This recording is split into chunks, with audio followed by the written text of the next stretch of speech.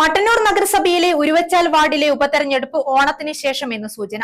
Ward councillor K അഭിമന്യുവിന്റെ നിര്യാണത്തെ തുടർന്നാണ് ഉപതെരഞ്ഞെടുപ്പ് വരുന്നത്. ഇതിന്റെ ഭാഗമായി രാഷ്ട്രീയ പാർട്ടികളുടെ യോഗം നടന്നു. മെയ് 9-നാണ് മട്ടന്നൂർ നഗരസഭയിലെ ward 17 ഉരുവച്ചാലിലെ കൌൺസിലറും CPM Karetta west branch സെക്രട്ടറിയുമായ കെ അഭിമന്യു ഹൃദയാഘാതം മൂലം മരണപ്പെട്ടത്. തുടർന്നാണ് വാർഡിൽ ഉപതെരഞ്ഞെടുപ്പിന് കളമൊരുങ്ങിയത്.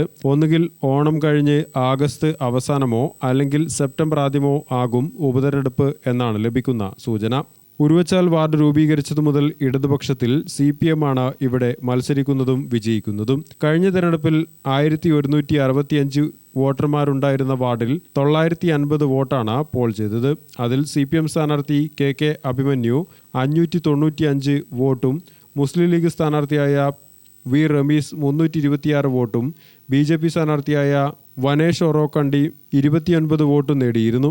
കൗൺസിലറായി തിരഞ്ഞെടുത്ത കെ അഭിമന്യുവിന് 269 വോട്ടിന്റെ ഭൂരിപക്ഷമാണ് ലഭിച്ചത്. ആരാകണം സ്ഥാനാർത്ഥി എന്ന കാര്യത്തിൽ മുന്നണികളിൽ പ്രാഥമിക ചർച്ചകൾ ആരംഭിച്ചതായാണ് സൂചന.